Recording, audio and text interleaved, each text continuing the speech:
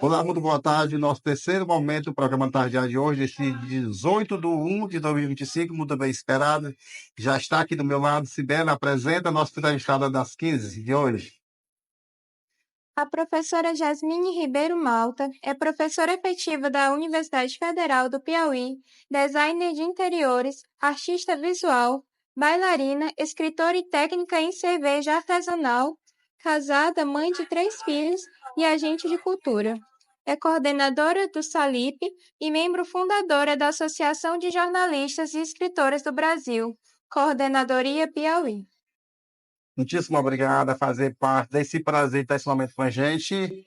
Fique à vontade de falar um pouquinho da sua formação, o que lhe inspirou em seguir essa carreira brilhante, que é educação, que é professora, que é... Muito obrigada. Eu que agradeço pelo convite. É um prazer poder conversar com você e mais ainda falar sobre literatura e cultura piauiense.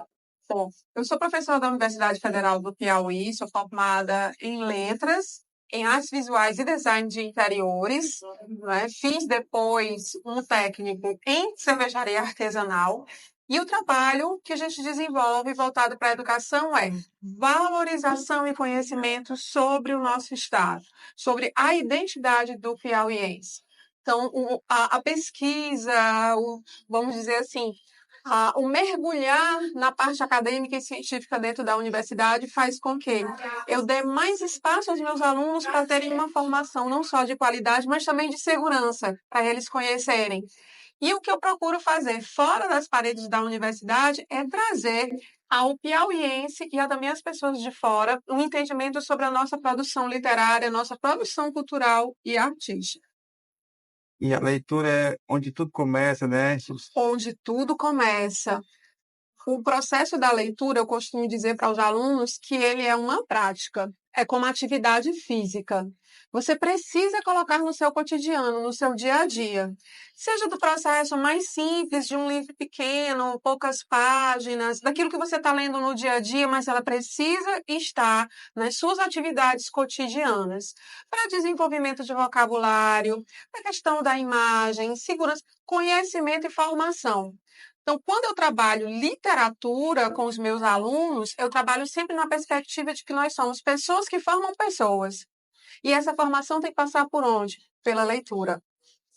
E a leitura ela precisa ser prazerosa. Pode ser a leitura direta ou a leitura por mediação. Então, eles também se formam, eles também são preparados enquanto mediadores nesse processo. Fala um pouquinho desse projeto que a gente está na mesa aqui. Falo sim, maravilhoso. Como a gente incentiva a leitura, a gente andei lendo, não tive tempo de ler todos, mas fiquei encantado. Fico muito feliz com a sua dedicação. Não é porque seja meu, mas eu tenho um carinho muito grande. Esse é o meu primeiro livro individual, autoral, Anotações de Aulas. Ele é resultado de um processo educacional durante a pandemia. Estávamos todos ali afastados, isolados. A gente achou que ia ser por uns 15 dias no começo, né? Tudo seria resolvido. Passamos aí praticamente 2 anos em todo o afastamento e em todos os cuidados, mas eu já havia iniciado minhas aulas na universidade. Nós já tínhamos 2 semanas de conteúdo. E era um horário que ainda era por 2 dias na semana. Então, os alunos já estavam com um determinado andamento de carga horária. E eu não queria que se perdesse, que eles ficassem completamente desamparados. Não tinha como a gente fazer o retorno presencial. E eu precisava não só dar o suporte e o apoio emocional a eles, mas também que esse conhecimento, aquilo que a gente tinha estudado, não ficasse ali perdido. E eu comecei a desenvolver a atividade. Eu escrevia os meus ensaios a partir do tema da aula, colocava uma leitura de estudos, uma leitura complementar e passava para eles uma atividade. E íamos conversando com um grupo de apoio dentro do WhatsApp. Criei uma comunidade virtual também dentro do sistema da universidade e a gente foi. Quando eu comecei a propagar, ex-alunos entraram em contato. Professora, libera para a gente participar também? Eu disse, ok, coloquei no meu blog. E dessa forma nós fomos trabalhando. Quando voltamos ao presencial, eu tinha um material muito rico e eu fiquei, o que é que eu vou fazer com esse trabalho? O que é que eu vou fazer com essas minhas anotações de aulas? Bom, o livro está pronto. vou transformar em livro e vou publicar. E eu tenho gerado conversas, vários bate-papos, processo de lançamento. Já fui em escolas, ministrei oficinas para estudantes do 8º ano, como fazer fichamento, como trabalhar conceitos de literatura, os gêneros literários, processo de análise e interpretação de texto. E lá no finalzinho eu coloquei uma crônica minha. Para quê? Para eles conhecerem também a Jasmine, escritora criativa, para não ficarem só a professora, só o trabalho mesmo do conteúdo. Então, é um livro que tem me dado extremo prazer de falar sobre ele, de levar as pessoas, né, de fazer com que aquilo que eu estudei, que eu aprendi, seja disseminado através da obra impressa. Não fique apenas lá na aula, na sala fechada, dentro da universidade, dentro da instituição. Eu gostaria que você falasse um pouquinho do trabalho da dança, que assim, você tem várias facetas.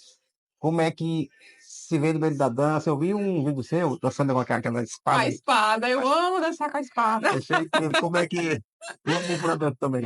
Essa é uma pergunta muito bacana. As pessoas são muito curiosas sobre como é que você consegue equilibrar todas essas diversas atividades, todas essas facetas e essas formações. Eu sou alguém que não me fecha para o conhecimento. Eu adoro estudar. É uma coisa que eu gosto realmente. E se tem um assunto que me desperta a atenção, que puxa o meu interesse, eu vou atrás de conhecer a fundo e principalmente de compartilhar esse conhecimento. Então, lá, eu, menina moça, por Teresina, uns 21 anos de idade, eu conheci a dança do ventre. Eu fazia balé clássico e participei de uma oficina de dança do ventre com a empresária Emê, a Emericiana Bucar, né, que foi a primeira empresária que a gente teve com a questão da estética, com cuidado dentro da cidade.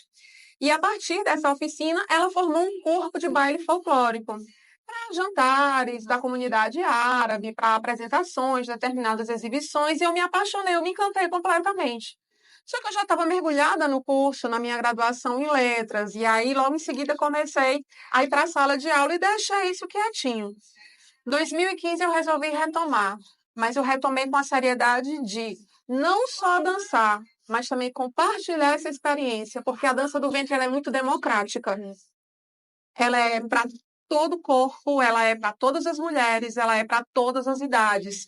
Então, isso dá uma liberdade muito grande. E, querendo ou não, o famoso empoderamento. Você tem a consciência corporal, tem a autoestima despertada. E por que que eu danço com a espada? Porque a espada representa justamente a força e o poder. Então, eu acho que ela é muito significativa. E também gera um pouquinho de luta para a gente quebrar ali aquele tabu das pessoas, né? De acharem que dança do ventre, você só pode dançar se tiver um corpo perfeito, e você só pode dançar se for para sensualizar. E não é, uma expressão artística e cultural. Tanto que eu trabalho nas minhas aulas de dança do ventre com a expressão da cultura árabe. Então, a gente estuda um pouquinho da língua, a gente estuda musicalidade, nós estudamos os comportamentos, o gestual, para entender todo o contexto, de onde é que se encaixam aqueles passos, por que que a vestimenta é aquela, por que que o cabelo é de um jeito e não de outro. Eu gosto de sempre dar esse mergulho completo. Vou trabalhar com isso, então eu vou estudar e vou dar o meu melhor. Arte e design. Opa, beleza. Terminei a graduação lá em letras e eu fiquei, meu Deus, na época a gente não tinha pós-graduação na área. O que que eu vou fazer? O que que eu vou desenrolar? Disse, bom, eu preciso de uma formação complementar. Amo literatura, mas literatura é uma das manifestações artísticas. Eu tenho que procurar algo que me dê mais respaldo para eu ir para a sala de aula. Ok, curso de artes da UFP. Fui fazer licenciatura em artes visuais. E ali eu aprendi realmente um universo de linguagens artísticas que eu nem imaginava. Eu descobri o processo da gravura, pelo qual eu sou encantada, sou muito apaixonada. Técnicas de pintura com aquarela, com acrílica, né? O trabalho específico do desenho, as possibilidades de desenho de diversos instrumentos. E isso foi me ajudando no entendimento cada vez mais detalhado da história da arte e da literatura. Passou um tempo, terminei o curso, fiquei, né, eu disse, o que que eu vou fazer mais? O que que eu preciso? O que que me interessa? Além da literatura, além das artes, uma mão específica das artes, o trabalho com o design. E fui trabalhar, fui estudar o design de interiores, primeiro a formação comercial, né, no Senai, depois eu fui realmente para a graduação. E interessante foi que quando eu terminei o curso de design de interiores, eu me tornei professora de design. Então, lá eu podia explorar com os meus alunos dentro da vertente não só do design voltado para a ambientação dos espaços, mas também a produção artística. E hoje eu tenho alunos que despontam na cidade com criações, com projetos muito interessantes, inclusive com premiações. Isso me deixa extremamente feliz. E aprofundando mais na sociedade contemporânea, como é que ela é vista hoje? Tipo assim, cada vez mais está evoluindo, como é que é a expansão? Tem crescido muito a aceitação? Tá, tem desenvolvido bastante. Eu acho que aquele momento da reclusão provocada pela pandemia nos fez pensar sobre nós, sobre os nossos comportamentos, aquilo que a gente gosta. As pessoas começaram a olhar para si, a entender aquilo que lhes desagradava ou que agradava. A casa, nossa, a gente nunca ficou tanto tempo dentro de casa, dentro desse ambiente, dentro desse espaço. A gente começou a entender as relações pessoais que se desenvolviam ali. Então, hoje, quando você vai pensar o morar, as pessoas querem um morar de qualidade. Elas querem um espaço que dê conforto. Quando a gente pensa no trabalhar, elas querem um lugar de trabalho que dê conforto, que dê tranquilidade, que seja também atraente para o seu cliente, para a pessoa que ela vai atender. Não é? O trabalho com o visual, aí entra a cenografia de eventos, a cenografia de programas. Não é? Pensar todos esses processos, a gente deu um salto com iluminação, com novas técnicas, com o acesso ao conhecimento.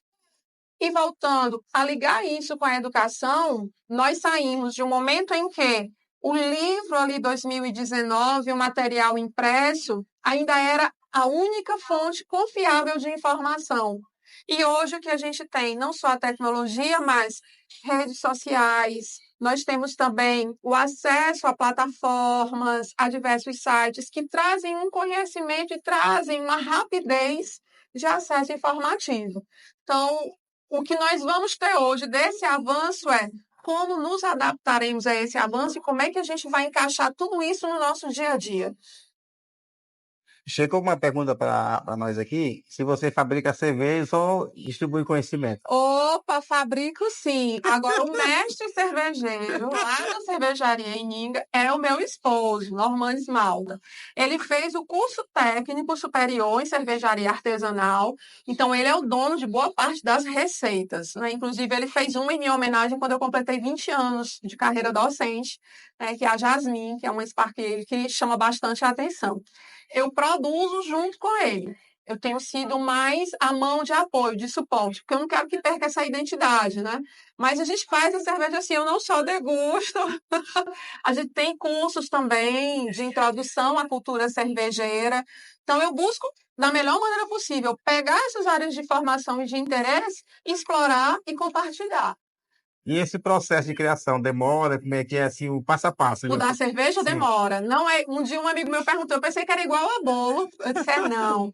Primeiro, a gente tem que definir qual é o estilo. Na nossa cervejaria, nós trabalhamos com os estilos clássicos. Então, a gente não inventa receita, nem fica colocando 3.500 coisas ali para chamar a atenção. Não, a gente trabalha com 4 estilos que a gente produz regularmente. Não é? E é justamente através desses 4 estilos que a gente define o que será colocado naquela receita. A gente tem um malte base, que é a base de todas, mas se eu vou fazer uma Pilsen, ela tem determinados ingredientes. Se eu vou fazer uma IPA, ela tem determinados ingredientes. E através do sistema, a gente quantifica esses ingredientes para dar mais sabor, para dar mais aroma. No dia em que essa receita ela é executada, é o processo que a gente chama de braçagem. Então, a gente braça a cerveja, a gente cozinha todos os ingredientes. Terminou, se for uma produção pequena, caseira, você tem 30 dias para deixar ela maturando, ela produzir o gás e produzir o álcool e ficar no ponto de servir. Como nós temos uma produção já no nível industrial, nós tiramos a cerveja com 11 dias. Então, com 11 dias, ela já está com o processo completo de maturação, que a gente pode servir sem nenhum problema, sem nenhum erro. Qual é a grande preocupação da cerveja artesanal? a higiene durante todo o processo. Então, para isso, a gente precisa ter uma liberação pela vigilância sanitária, ter um número de reconhecimento pelo mapa, ter aprovação do Corpo de Bombeiros, ter destinação do bagaço do malte. Tudo isso precisa ser pensado e precisa ser determinado dentro do projeto. E constantemente a gente passa por fiscalizações. Então, a gente produz a receita, sim, né, ela é executada, e durante 3 dias da semana, a fábrica abre o bar para que o público possa ir lá. E a cervejaria Iniga tem uma diferença. A gente não bota só o bar. É um bar que tem um ateliê. Então, você vê a exposição artística, você tem a possibilidade de participar de uma oficina, ou no dia da visitação aberta, conhecer toda a cervejaria, o processo, fazer um curso de introdução à cultura cervejeira. A gente une muito ali o útil ao agradável, que a gente faz com gosto. Dá até para fazer uma pesquisa de trabalho de campo, né? Dá sim, já recebemos até visita de alunos do curso de Ciências Contábeis da UFP, né, para trabalhar a questão dos processos, e alunos de economia também, que foram para conhecer o negócio, a viabilidade do negócio de cerveja. Aí, com tanto conhecimento, como é que é feita essa abordagem? Assim, despertar o interesse, para eles conhecer a fundo, fazer essa pesquisa. Pronto. Precisando, né, basta entrar em contato com a gente pelo Instagram, e aí a gente vê o dia, o horário, a partir do objetivo. A turma de contábeis, o que que eles queriam? A questão de legislação, impostos que a gente paga, tributação, fornecedores, o que pesa, o que fica caro, o que vai determinar o preço do nosso produto final, né? O que está agregado ali no valor daquela cerveja artesanal que é diferente da cerveja da grande indústria. Os meninos do curso de economia, eles foram para trabalhar o mercado cervejeiro do Piauí. Então, saber quem são as outras cervejarias, o que produzem, como é que a gente vê o nosso concorrente, qual é o nosso diferencial. Então, a procura ela é feita através do Instagram, que é o nosso contato mais direto, que vai bem para o WhatsApp, né? A gente responde relativamente rápido. E é feito o agendamento e a conversa a gente vai direcionando para esse interesse. Se for um grupo de visitantes que quer uma introdução à cultura da cerveja artesanal, a gente separa um cardápio de cervejas harmonizadas para que ele entenda cada um daqueles estilos, veja a receita. Ele vai conhecer o malte, ele vai conhecer os tipos de lúpulo, por exemplo. Ele vai poder experimentar e fazer, tirar o cheiro do lúpulo para descobrir por que a cerveja é tão aromática, conhecer os equipamentos, a ordem de todo o processo, até chegar à degustação final. Habilidades essenciais para se adentrar na arte, no design, algum dos conhecimentos que você repassa com o maior prazer, com zelo, quais são as habilidades que o iniciante deve Olha, ter? eu converso muito com os meus alunos uma coisa interessante. Eu costumo dizer para eles, tudo é você ter o interesse, estar aberto ao aprendizado e praticar.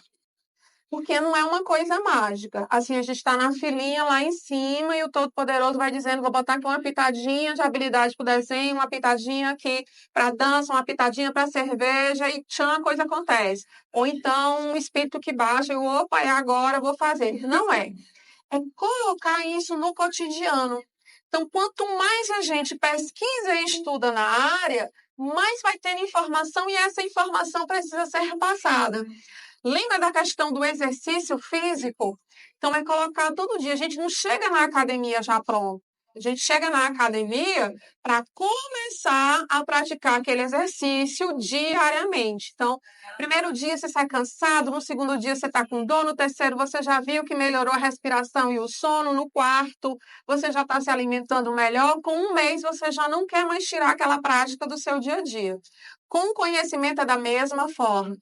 Tenho interesse nas áreas, vou especificando essas habilidades, praticando todas elas. E não se toler nunca, nunca, nunca. Não permita que alguém diga para você assim: ah, você não serve para aprender isso. Ah, você nunca vai conseguir entender isso aqui. Você nunca vai poder dançar. Isso não existe. Quem dá o limite é o próprio ser humano. Então, se eu tenho vontade de fazer, eu vou e faço. Diante de tudo isso, como é que você aplica conhecimento e inovação dentro da sala de aula? Olha, esse é um ponto que eu tenho discutido com os meus alunos do grupo de estudos em literatura piauiense, se chama Paçoca de Pilão. Como é que a gente pode colocar as tecnologias na sala de aula desde que seja de forma benéfica, aliando atividades tradicionais, como, por exemplo, anotações manuscritas do que a gente tem no quadro, não é? Junto com o uso, por exemplo, de uma inteligência artificial para uma consulta rápida de determinado ponto. Esse tem sido um elemento muito desafiador para todos os educadores. Como é que a gente vai poder trabalhar tudo isso de uma maneira que não tire a autonomia dos alunos e nem deixe o professor num plano completamente esquecido, completamente, né, ali obsoleto. Então, algumas coisas a gente está descobrindo nessa construção, como, por exemplo, utilizar determinadas plataformas e aplicativos que os alunos podem usar em casa como fonte de pesquisa. Criar a nossa biblioteca virtual de escritoras piauienses, que é um repositório na internet, onde de qualquer lugar do mundo você pode ter acesso às mulheres que escrevem, que produzem literatura no estado do Piauí, da segunda metade do século XIX até agora. Então, a gente tem feito conjuntamente esse debate. Eu e a turma de orientandos, nós já somos mais de 20 alunos dentro desse projeto, dentro desse grupo de estudos, pensando em aliar tecnologia com conhecimento, com a prática didática. E aí entra também o suporte, a ajuda que a gente está começando agora em parceria com a Inova Piauí. Isso, projeto futuro. Além desse livro, você tem, assim, com tantas ideias, com tanto conhecimento, você está num contexto área vasta de conhecimento. Quais são os projetos futuros que está por vir aí, esse ano? Olha, o meu foco para 2025 tem sido a questão da literatura piauiense. E lá no Ateliê Escola, eu estou agora não mais com turmas abertas, mas trabalhando com alunas de maneira particular. Por quê? Porque aí eu posso agregar também a minha atividade de consultora de beleza. E aí a aula, por exemplo, de dança do ventre, a aluna vai aprender a fazer a sua automaquiagem. Ela vai aprender a fazer o seu olho maquiado para um espetáculo. Ela vai aprender a preparar a sua pele para o dia a dia. Então, eu tenho para 2025 esse planejamento. Vou, dentro da universidade, dar cada vez mais atenção ao grupo de estudos, porque a gente está iniciando agora essa parceria para que a sala de aula ela se torne mais dinâmica e atraente para um aluno que tem uma visão de futuro diferente da nossa, que tem práticas de dia a dia que são diferentes e que para eles a tecnologia é mais fácil, né? É mais tranquila. E dentro do ateliê escola, que é onde fica também a cervejaria, dá esse foco de trabalho para as alunas, ampliando com os cuidados pessoais. A gente já discutiu, são várias facetas, são vários Sim. segmentos que você segue, uma complementa a outra, mas tem alguma específica que você gosta mais de, se sente mais se ver, vivenciar? Olha, eu acho que não seria assim de todas a que eu gosto mais, mas aquela que me dá mais prazer no dia a dia é o ser mãe. É uma coisa que me deixa muito satisfeita. E vendo agora, eu tenho 3 filhos. Meu caçula vai entrar para a universidade. Então, eu estou vendo que eu consegui cumprir nesse processo da formação da educação de todos eles. Eles estão estudando, estão fazendo cursos que gostam, que se interessam, carreira encaminhada. Então, isso me dá uma facilidade, aliás, me dá uma felicidade muito grande e ver que, apesar de não ter sido fácil, que não é, foi algo que valeu a pena. E que realmente no dia a dia, quando eu converso com, seja por WhatsApp, ou eu estou conversando presencialmente, um deles vem e abraça, isso para mim é algo que me deixa muito realizado. Quem também não pode esquecer que equilibrar todos esses pratinhos não é fácil. É uma tarefa que às vezes eu deixo de dar atenção em determinado ponto. Mas de todas, a que me dá, das facetas, assim, um prazer imenso é o ser mãe, eu estar com eles.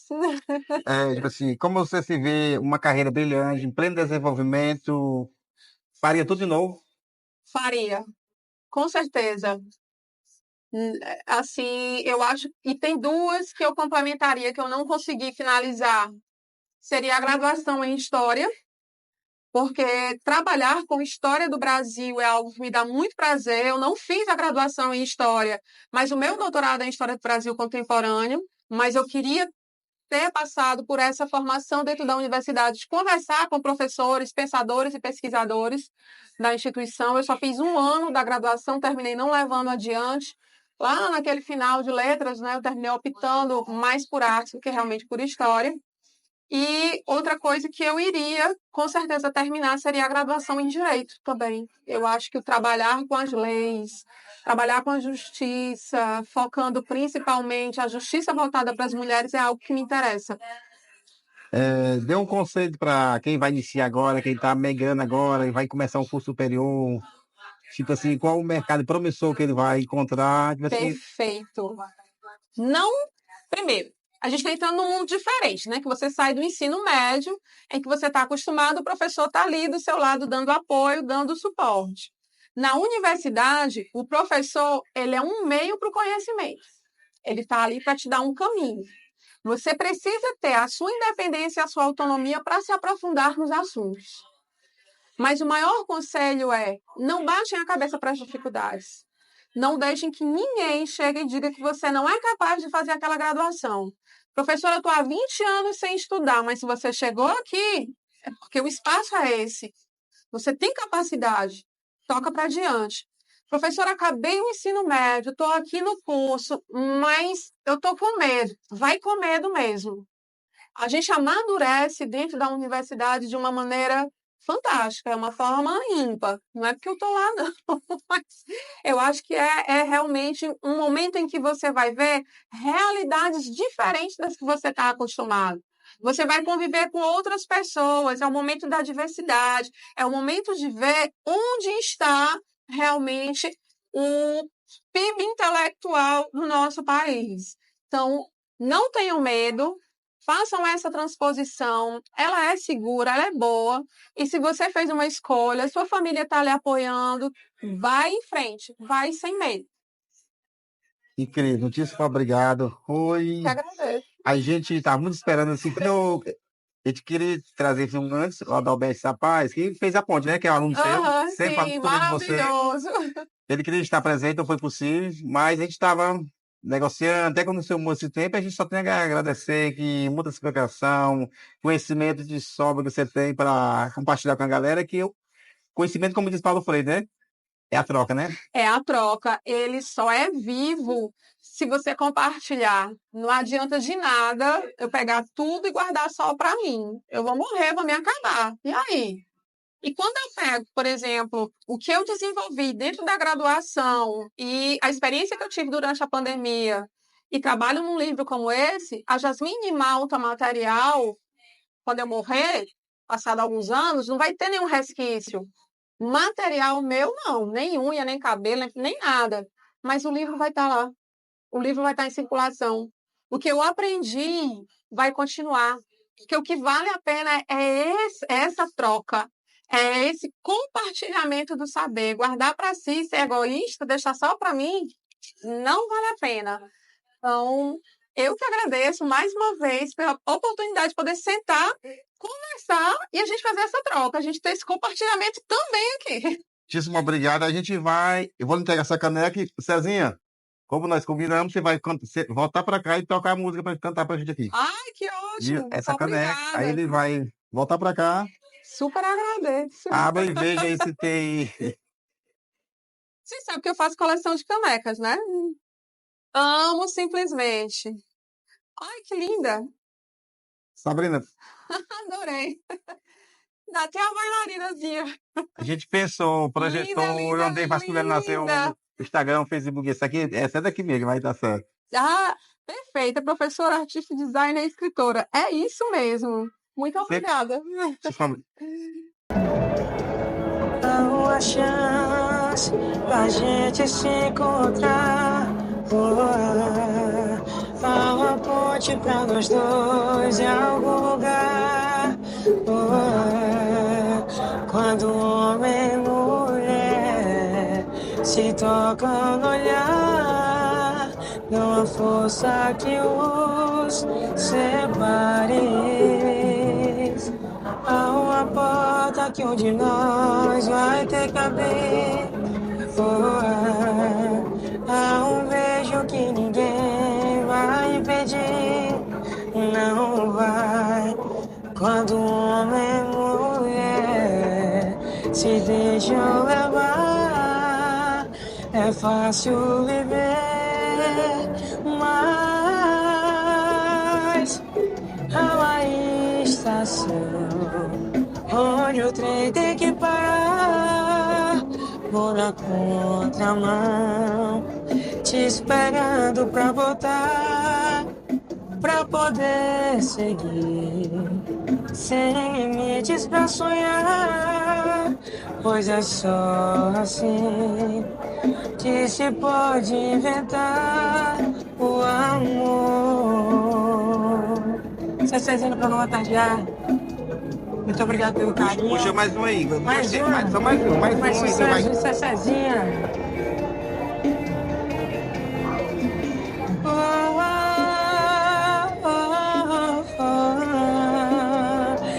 Isso é Cezinha.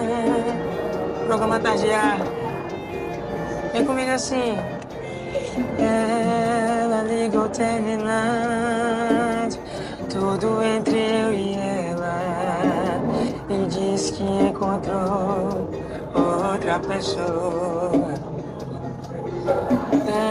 Ela jogou os meus sonhos todos pela janela e me pediu pra entender, encarar numa boa.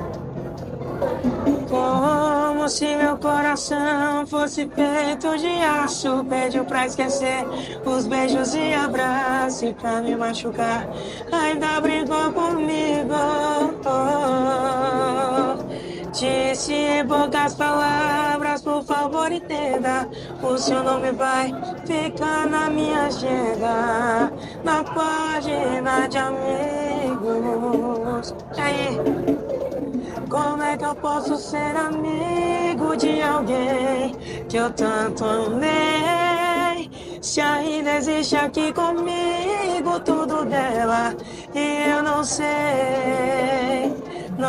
o que eu vou fazer pra continuar a minha vida assim. Se o amor que morreu dentro dela ainda vive em mim. Cezinha. Show. Obrigado. Incrível, cara. Obrigado. Muitíssimo obrigado. Mais uma vez, Agradeço ó. pelo convite. E fica à vontade, voltar onde quiser. Não, tá ok. Muitíssimo obrigado. Muito obrigado. Gente, ó, só te agradecer mais uma vez. O programa Tarde desse 18 de 1 de 2025 foi incrível. Tivemos 3 atrações, cada uma melhor que a outra, brilhante. Contando história, levando conteúdo de precisão com muita informação. Isso é programa Tarde. Obrigado.